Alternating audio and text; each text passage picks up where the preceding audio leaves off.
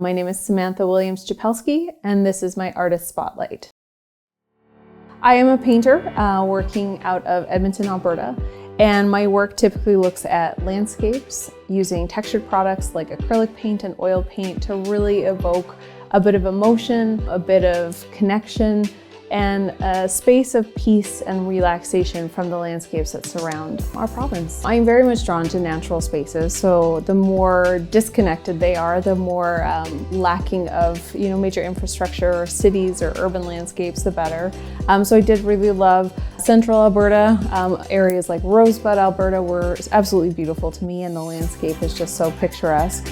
Also traveling super south down to Pincher Creek and to Waterton, that was a new experience for me. I hadn't been that far south and really found that landscape so inspiring and just so amazing to see that we have such varied landscapes across the province. I think I have a very confident mark-making approach to landscape painting. I have followed the Group of Seven and a lot of the history behind landscapes in Canada, but for myself, I really want to evoke a feeling of the space. So I use a lot of large-scale tools like brooms and trowels to apply paint, and I really focus on those gestural movements in the space. So those pieces then are very much mine because they're very intuitive and they have a lot of that textural mark making in them. So a lot of my work is done in my studio space listening to music. So I do enjoy having music running in the background of all my works. And what I typically do is I run one song on repeat to sort of contain a lot of that rational thinking process and allow the subconscious to sort of take over.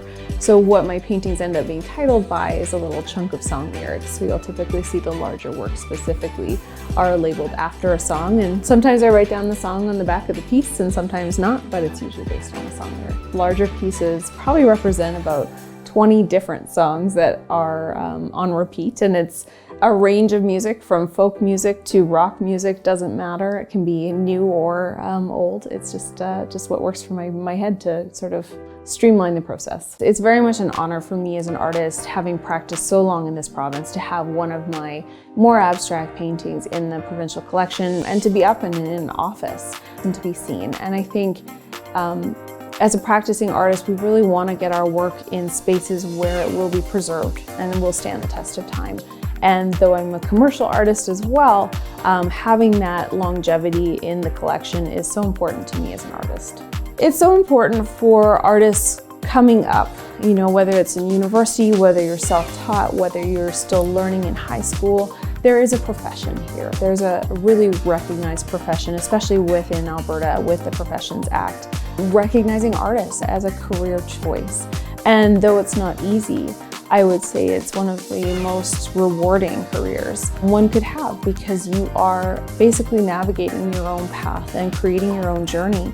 And there's not one form of success, there's lots of forms of it. And I think there's space for all artists to succeed in this province. And there's a lot of support for that as well, whether it's monetary, whether it's spaces like the Art House, whether it's representation in a permanent collection.